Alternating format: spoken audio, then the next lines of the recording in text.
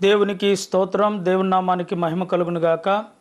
జీవాధిపతి యేసు అనుదిన వాగ్దానాల సందేశాలను వింటున్న దేవుని బిడలైన మీ అందరికీ ప్రత్యేకమైన వందనాలు. వైఎం యూట్యూబ్ ఛానల్ను మీరు సబ్స్క్రైబ్ చేసుకోండి. మీ బంధువులకు మీ స్నేహితులకు పరిచయం చేయండి. లైక్ కొట్టండి, షేర్ చేయండి. అంతేకాదు మరి ఈ యొక్క పరిచర్య కొరకై అనుదినం మీరు ప్రార్థన చేయండి. ఎవరైనా ఆర్థికంగా ప్రోత్సాహకరంగా మీరు సహాయం సపోర్టు అందించాలనుకుంటే ఈ యొక్క ఛానల్లో మాకున్న నెంబర్కి ఫోన్ చేసి మీరు మమ్మల్ని సంప్రదించాల్సిందిగా ప్రభుపేట మనం చేస్తున్నాం. దేవుని పరిశుద్ధ నామానికి మహిమ కలుగునుగాక. దేవునికి స్తోత్రం. జీవాధిపతి యేసు అనుదిన వాగ్దానాలను వీక్షిస్తున్న దేవుని బిడలైన మీ అందరికీ ప్రభు అయిన యేసు క్రీస్తు నామములో ప్రత్యేకమైన వందనాలు. అందరూ బాగున్నారండి? సంతోషంగా ఉన్నారా? మంచిది. మీకోసం మీ కుటుంబాల కోసం ప్రత్యేకంగా మేము ప్రార్థిస్తూ ఉన్నాం.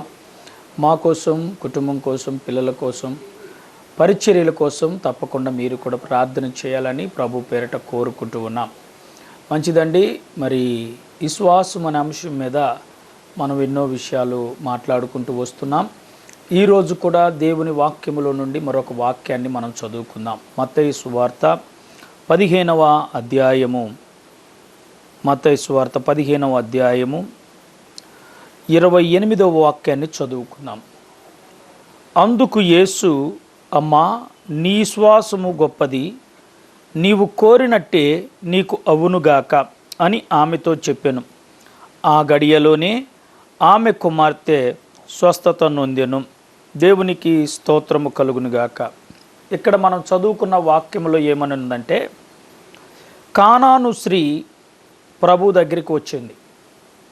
ప్రభు దగ్గరికి వచ్చినప్పుడు ప్రభు అయిన యేసుక్రీస్తు ఆమె వెళ్ళి, అయ్యా, నా కుమార్తెకు దయ్యం పట్టింది, కాబట్టి దావీదు కుమారుడా కరుణించుమని, నా కుమార్తెను బాగు చేయమని, దయ్యమును వదిలించమని ప్రభుని అడుగుతుంది.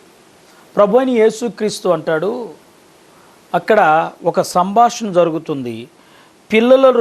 పిల్లల తినే రొట్టె ముక్కను కుక్కలకు వేయటం యుక్తము కాదు కదా అని అడుగుతాడు. అంటే పిల్లలు తినే రొట్టె ముక్కను తీసుకొని అది పిల్లలు తినాల్సింది తీసుకెళ్ళి మళ్ళీ కుక్కలకి వేస్తే అది మంచిది కాదు కదమ్మా అని అడుగుతాడు. అడిగితే అక్కడ ఆమె ఎంత తగ్గించుకోనో ఒక మాట అంటది, నిజమే ప్రభువా, కుక్క పిల్లలు కూడా ఏ పిల్లలు కదా అని అంటది.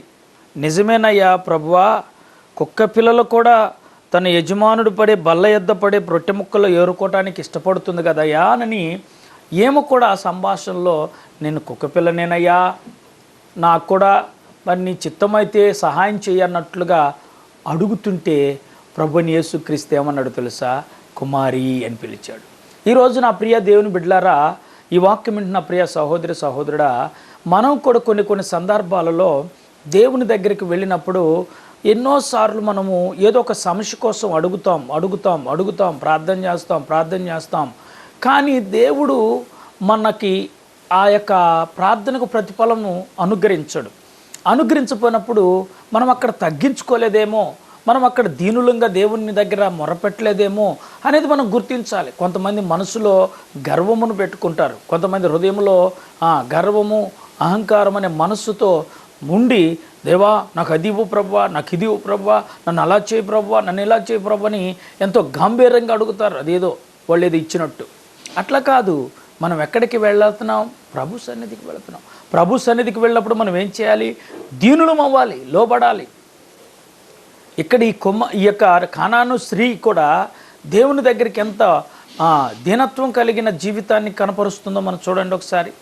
ఆమె విశ్వాసముతో దేవుని దగ్గరికి వెళ్ళి, అయ్యా, నేను కుక్క పిల్లనే, కానీ యజమానుడి దగ్గర పడే బల్ల దగ్గర పడే రొట్టె ముక్కలు ఏరుకొని తింటది కదయ్యా, దానికి అధికారం ఉంది కదయ్యా అని ఇలాంటి సంభాషణ ఆ యొక్క కానాను స్త్రీ ప్రభుతో సంభాషించింది.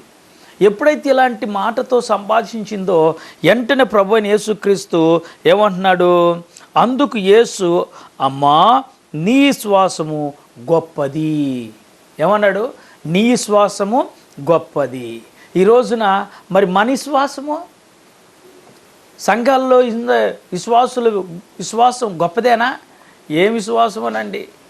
చిన్న జ్వరం వస్తే దేవుడు ఉన్నాడంట పాస్టర్ గారు, ఉంటే మాకు ఈ జ్వరం ఎందుకు తగ్గిలేదు? ఇదండి విశ్వాసం. దేవుడు ఈ బలహీనత ఎందుకు తీసివేయలేదు? ఇదండి విశ్వాసము. కానీ ఏమేమి అడుగుతుంది?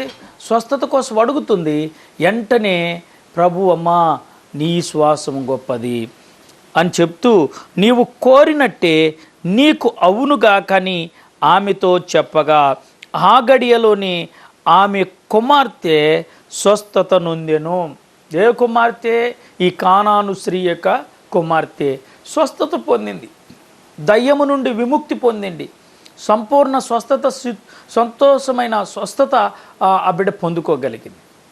ఈ రోజున్న సంఘాల్లో ప్రియ దేవుని బిడ్డ, ఈ మాటలు వింటున్న ప్రియ సహోదరి సహోదరుడా, నీ శ్వాసం కూడా దేవుని దృష్టికి గొప్పదిగా ఉండాలి.